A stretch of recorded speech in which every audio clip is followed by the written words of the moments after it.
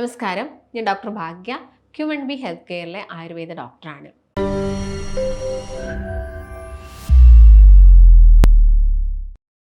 ലിവറിന് ചുറ്റും കൊഴുപ്പടിഞ്ഞു കൂടിയാൽ നമ്മൾ മെഡിസിൻസ് എടുത്താൽ നമുക്കത് കംപ്ലീറ്റ് ആയിട്ട് മാറ്റാൻ സാധിക്കുമോ? ഒരുപാട് ആളുകൾ ചോദിക്കുന്ന ഒരു കാര്യമാണ്.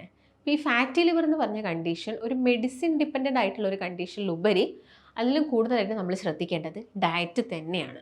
നമ്മൾ പ്രോപ്പറായിട്ട് കൃത്യമായിട്ടുള്ള ഒരു ഡയറ്റ് എടുത്തു കഴിഞ്ഞാൽ നമുക്ക് ഫാറ്റി ലിവറിനൊക്കെ നോർമലാക്കാൻ സാധിക്കും.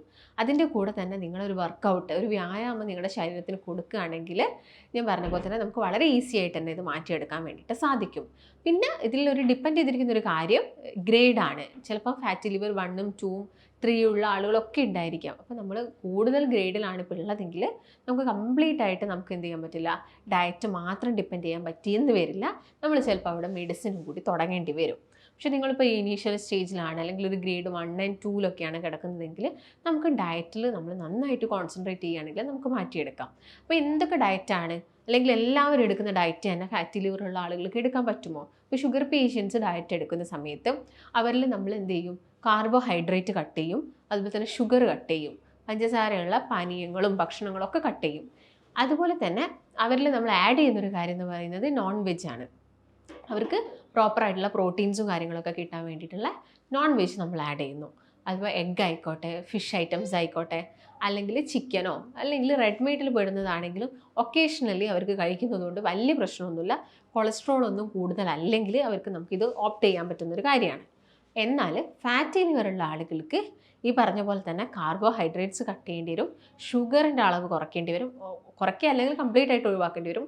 അതുപോലെ തന്നെ റെഡ് മീറ്റും അവരിൽ ഒഴിവാക്കേണ്ട ഒരു കാര്യമാണ്. ചിക്കനും അതുപോലെ തന്നെ മുട്ടയൊന്നും വലിയ പ്രശ്നം ഉണ്ടാക്കില്ലെങ്കിൽ നമ്മൾ ഡെയിലി കഴിക്കുന്നത് പ്രശ്നം തന്നെയാണ്. അപ്പം അവർ കൂടുതലായിട്ടും ഡിപ്പെൻഡ് ചെയ്യേണ്ട ഒരു ഏരിയ എന്ന് പറയുന്നത് വെജീസ് തന്നെയാണ്.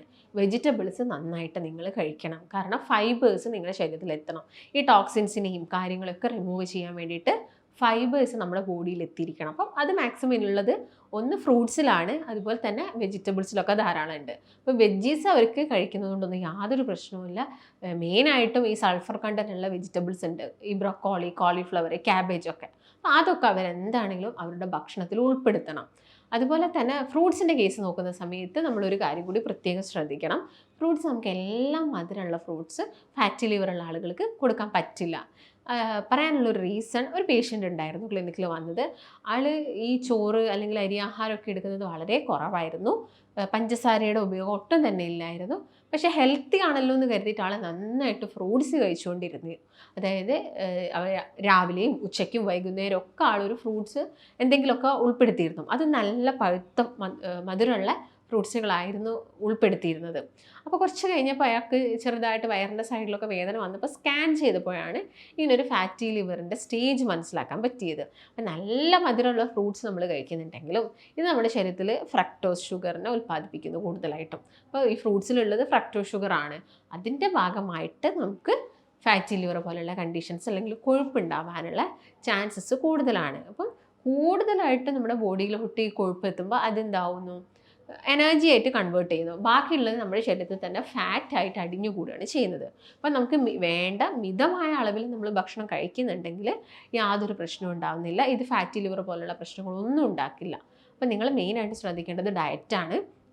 ഡയറ്റിൽ ഞാൻ നേരത്തെ പറഞ്ഞ പോലെ തന്നെ അരിയാഹാരം രാവിലെ കഴിക്കുന്നതിന് പകരം നമുക്ക് ഒരുപാട് ഓപ്ഷൻസ് ഉണ്ട്. നമുക്ക് മില്ലറ്റ്സുകൾ, ചെറുധാന്യങ്ങൾ ഉൾപ്പെടുത്താം. ചെറുധാന്യങ്ങളിൽ തന്നെ പലതും, റാഗി ആയിക്കോട്ടെ അല്ലെങ്കിൽ ഗോതമ്പ് ആയിക്കോട്ടെ, ഇതെല്ലാം ചെറുധാന്യങ്ങളിൽ വരുന്നതാണ്. അപ്പം ഇതൊക്കെ നമുക്ക് ഉൾപ്പെടുത്താം. പല ധാന്യങ്ങളുണ്ട് ഇതിൻ്റെ അകത്ത്. അതിലെല്ലാം തന്നെ എല്ലാ ദിവസവും നമുക്ക് മാറി മാറി പ്രിപ്പയർ ചെയ്യാം. അതുപോലെ തന്നെ ഓട്സ് എടുക്കാം. വൈറ്റ് ഓട്സ് കഴിക്കാൻ പാടില്ല. മെയിനായിട്ടും ആ വലിയ സൈസുള്ള ഓട്സ് നിങ്ങൾ സെലക്ട് ചെയ്തിട്ട് അതുകൊണ്ട് ഉപ്പുമാവോ ഒക്കെ വെച്ച് കഴിക്കാം. കുറുക്കി കഴിക്കുന്നത് ഒഴിവാക്കുക. കുറുക്കി കഴിക്കുന്ന സമയത്ത് ഗ്ലൈസമിക് ഇൻഡെക്സ് കൂടുന്നത് കൊണ്ട് തന്നെ അത് നിങ്ങൾ മാക്സിമം ഒഴിവാക്കാൻ വേണ്ടിയിട്ട് നോക്കുക. അതുപോലെ തന്നെ നിങ്ങൾക്ക് രാവിലെ കഴിക്കാൻ പറ്റുന്നത്, ഇപ്പം നോർമലി ബ്രൗൺ റൈസ് കൊണ്ട് നിങ്ങൾക്കിപ്പം പുട്ടുണ്ടാക്കുക അല്ലെങ്കിൽ ബ്രൗൺ റൈസ് ഉപയോഗിച്ച് നിങ്ങൾക്ക് പത്തിരി ഉണ്ടാക്കുന്ന പറ്റുന്നുണ്ടെങ്കിൽ നിങ്ങൾ അതുണ്ടാക്കി കഴിക്കുക, യാതൊരു കുഴപ്പമില്ല. ബ്രൗൺ റൈസിൽ കൊണ്ട് പുട്ടുണ്ടാക്കി കഴിഞ്ഞിട്ട് ഒരുപാട് നമ്മൾ കോക്കനട്ട് ആഡ് ചെയ്യുക. കോക്കനട്ട് വളരെ നല്ലതാണ്, വെയിറ്റ് കുറയ്ക്കാനും മെറ്റബോളിസം ഒന്ന് കൂട്ടാനൊക്കെ ഹെൽപ്പ് ചെയ്യുന്നതാണ് തേങ്ങ എന്ന് പറയുന്നത്. അപ്പോൾ തേങ്ങ ചിരകിയിട്ട് നിങ്ങൾ എന്ത് ചെയ്യാം, കഴിക്കുന്നതൊക്കെ വെയിറ്റ് കുറയ്ക്കാനൊക്കെ ഹെൽപ്പ് ചെയ്യും. അതുപോലെ തന്നെ ഈ ചായ, കോഫി പോലുള്ള ബീവറേജസ് ഉണ്ട്. ഇതിന് വല്ലാതെ ഡിപ്പെൻഡ് ആയിരിക്കുന്ന ആളുകളുണ്ട്. അപ്പം അങ്ങനെ ശീലമുള്ള ആളുകളുണ്ടെങ്കിൽ അത് കഴിവതും ഒഴിവാക്കാം. ഇപ്പോൾ കോഫിയൊക്കെ ആവുന്ന സമയത്ത് നമുക്ക് മധുരം ഇടാതെ കടുപ്പൊക്കെ ഒന്ന് കുറച്ചിട്ട് നമുക്കൊരു കോഫി എടുക്കുന്നതുകൊണ്ട് വലിയ കുഴപ്പമില്ല. അത് നമ്മുടെ ഈ ഫാറ്റിനെ കുറയ്ക്കാൻ ഹെൽപ്പ് ചെയ്യും. പക്ഷേ BP പോലെയുള്ള പ്രശ്നങ്ങൾ, മെഡിക്കേഷൻസ് കണ്ടിന്യൂസ് ആയിട്ട് കഴിക്കുന്ന ആളുകളാണെങ്കിലും കോഫി സ്ഥിരമായിട്ട് എടുക്കുന്നത് നല്ലതല്ല. അപ്പം അത് നിങ്ങൾ ഡോക്ടറുടെ നിർദ്ദേശം ഇല്ലാണ്ട് എടുക്കാൻ പാടില്ല. അപ്പോൾ മെയിനായിട്ട് നിങ്ങൾക്ക് രാവിലെ ഉൾപ്പെടുത്താൻ പറ്റുന്ന കാര്യങ്ങൾ അതൊക്കെയാണ്. അപ്പോൾ പഴം നിങ്ങൾക്ക് ഉൾപ്പെടുത്താം, മുട്ട നിങ്ങൾക്ക് കഴിക്കാം. ഫാറ്റി ലിവറുള്ള പേഷ്യൻസിനും മുട്ട എടുക്കുന്നതുകൊണ്ടൊന്നും കുഴപ്പമില്ല. നിങ്ങൾ ഒരു പരിധിയിൽ കൂടുതൽ എണ്ണ ഒന്നും ആവാതിരുന്നാൽ മതി. നമുക്ക് ഓവർ പ്രോട്ടീൻസിൻ്റെ ഒന്നും ആവശ്യമില്ല. നമ്മുടെ ശരീരത്തിന് വേണ്ടത്ര പ്രോട്ടീൻസ് ഒക്കെ എടുക്കുക. ചെറുപയറോ കടലയോ ഒക്കെ പുഴുങ്ങിയിട്ട് നിങ്ങൾക്ക് തേങ്ങയൊക്കെ ആഡ് ചെയ്തിട്ട് ഇതിൻ്റെ കൂടെയൊക്കെ എടുക്കുന്നതൊക്കെ ഈ ഒരു ലിവർ കൂടുതലായിട്ട് കൊഴുപ്പ് അടിഞ്ഞു കൂടുന്നതൊക്കെ നമുക്ക് പ്രിവെൻറ്റ് ചെയ്യാൻ സാധിക്കും. പിന്നെ സാലഡ്സുകളാണ്. അതിലിപ്പം ഒനിയൻ ആയിക്കോട്ടെ, അതുപോലെ തന്നെ നിങ്ങൾക്ക് ജസ്റ്റ് ഇഞ്ചിയും വെളുത്തുള്ളിയൊക്കെ ക്രഷ് ചെയ്തിട്ട് ആഡ് ചെയ്യാം. കാരണം നല്ല ആൻറ്റി ഓക്സിഡൻസും ആണ്.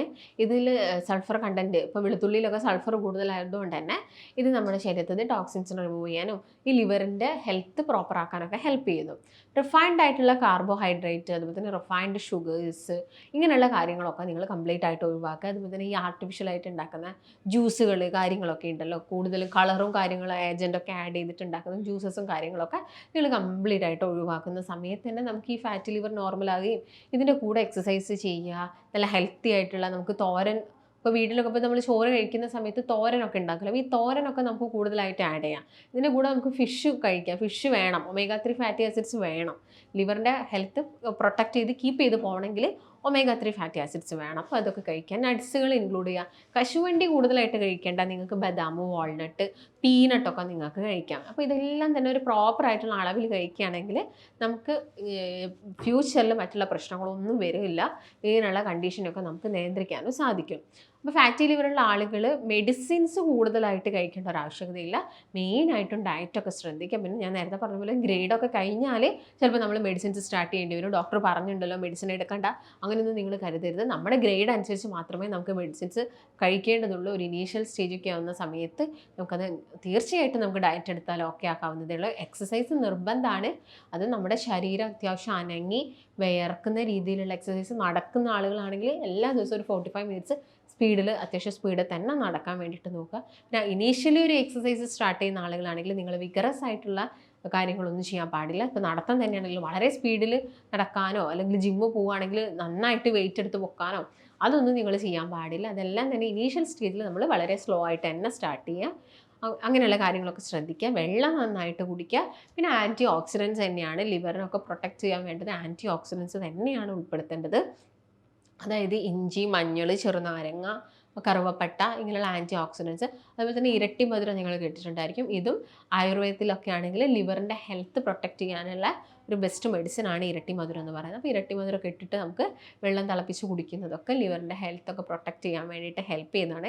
കറിവേപ്പില, ചെറിയുള്ളി, ഇതൊക്കെ നിങ്ങളുടെ ഭക്ഷണത്തിൽ മാക്സിമം ഇൻക്ലൂഡ് ചെയ്യുക. കളേർഡ് ആയിട്ടുള്ള വെജിറ്റബിൾസ്, അതുപോലെ തന്നെ ഇലക്കറികൾ, പച്ച നിറത്തിലുള്ള ഇലക്കറികൾ, പച്ചക്കറികൾ, ഈ ബ്രൊക്കോളി പോലുള്ള അല്ലെങ്കിൽ ക്യാപ്സിക്കം പോലുള്ളതൊക്കെ നിങ്ങളുടെ ഭക്ഷണത്തിൽ മാക്സിമം ഇൻക്ലൂഡ് ചെയ്യാൻ വേണ്ടിയിട്ട് നിങ്ങൾ ശ്രദ്ധിക്കണം. മത്സ്യമാണെങ്കിൽ ചെറു മത്സ്യങ്ങൾ കൂടുതൽ ഓപ്റ്റ് ചെയ്യുക. വലിയ മത്സ്യങ്ങൾ കഴിക്കുന്നതിന് പകരം ചെറു മത്സ്യങ്ങളിലോട്ട് കൂടുതലായിട്ട് പോവുക.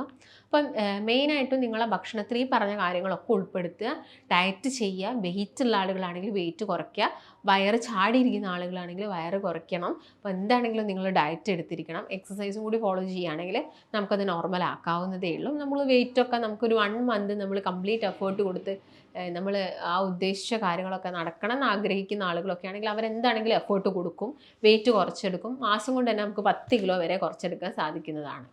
അപ്പോൾ ഇങ്ങനെ ഫാറ്റി ലിവർ മൂലം ബുദ്ധിമുട്ടുന്ന ആളുകളാണ്, നിങ്ങൾക്ക് ആസിഡിറ്റി ബുദ്ധിമുട്ടുണ്ട്, ഗ്യാസിൻ്റെ പ്രശ്നങ്ങൾ ഇടയ്ക്കിടയ്ക്ക് വരുന്നുണ്ട്, അതുപോലെ തന്നെ സ്കിൻ കംപ്ലയിൻറ്റ്സ് ഇടയ്ക്കിടയ്ക്ക് വരുന്നുണ്ട്, ഇങ്ങനെയുള്ള ആളുകളൊക്കെ ആണെങ്കിൽ നമുക്ക് ഫാറ്റി ലിവറൊക്കെ നോർമലാക്കാൻ സാധിക്കുന്നതാണ്.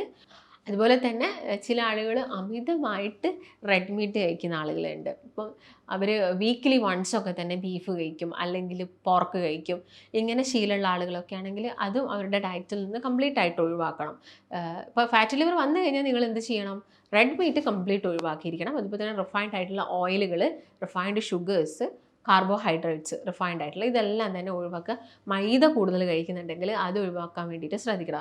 പിന്നെ ഫാറ്റി ലിവർ എന്ന് പറഞ്ഞ കണ്ടീഷൻസ് ഫുഡിൽ നിന്ന് മാത്രമല്ല ബീവറേജസ് ഞാൻ നേരത്തെ പറഞ്ഞ ആൽക്കഹോൾ, മദ്യം കൂടുതലായിട്ട് യൂസ് ചെയ്യുന്ന ആളുകളിൽ ഫാറ്റി ലിവറും അതുപോലെ തന്നെ സിറോസിസും ഒക്കെ കണ്ടുവരുന്നുണ്ട്. അപ്പോൾ ഒരു 8% ആളുകളിലെങ്കിലും ഫാറ്റി ലിവർ പിന്നീട് സിറോസിസ് ആയിട്ട് മാറുന്നുണ്ട് ശ്രദ്ധിക്കാതെ പോകുന്ന സമയത്ത്. അപ്പം അതെല്ലാം നിങ്ങൾ ഒരു നോർമൽസിയിലോട്ട് കൊണ്ടുവരണമെങ്കിൽ നമ്മൾ തന്നെ വിചാരിക്കണം. അപ്പോൾ കംപ്ലീറ്റ് ആയിട്ട് ഒഴിവാക്കാനുള്ള കാര്യങ്ങൾ ചെയ്യുക. പതുക്കെ പതുക്കെ സ്റ്റാർട്ട് ചെയ്താൽ മതി. സഡനായിട്ടൊരു ദിവസം നമുക്ക് കംപ്ലീറ്റ് ആയിട്ട് എല്ലാം സ്റ്റോപ്പ് ചെയ്യാൻ ബുദ്ധിമുട്ടുണ്ടായിരിക്കും. അപ്പോൾ നിങ്ങൾ പതുക്കെ എല്ലാം ഒഴിവാക്കുക. ഹെൽത്തി ആയിട്ടുള്ളൊരു ലൈഫ് ലീഡ് ചെയ്യാൻ വേണ്ടിയിട്ട് നോക്കുക. വെയിറ്റൊക്കെ കറക്റ്റായിട്ടുള്ള ഹൈറ്റിനനുസരിച്ചുള്ള വെയിറ്റ് കീപ്പ് ചെയ്യുക. ഒരു സെഡൻറ്ററി ലൈഫ് ഫോളോ ചെയ്യാതിരിക്കുക. കുറച്ചും കൂടി ആക്റ്റീവായിട്ട് ഇരിക്കാനൊക്കെ ശ്രദ്ധിക്കുക. അപ്പോൾ ഇങ്ങനെയുള്ള ബുദ്ധിമുട്ട് കാരണം ഒരുപാട് കാലമായിട്ട് അസിഡിറ്റി പോലുള്ള പ്രശ്നങ്ങളൊക്കെ വരുന്ന ആളുകളൊക്കെ ആണെങ്കിൽ നിങ്ങൾക്ക് കൺസൾട്ടേഷനൊക്കെ അത്യാവശ്യമായിട്ടുണ്ടെങ്കിൽ താഴെ കാണുന്ന നമ്പറിൽ കോൺടാക്റ്റ് ചെയ്യാവുന്നതാണ്. നമുക്ക് മറ്റൊരു നല്ല ഹെൽത്ത് ടോപ്പിക്കായിട്ട് വീണ്ടും കാണാം. നന്ദി.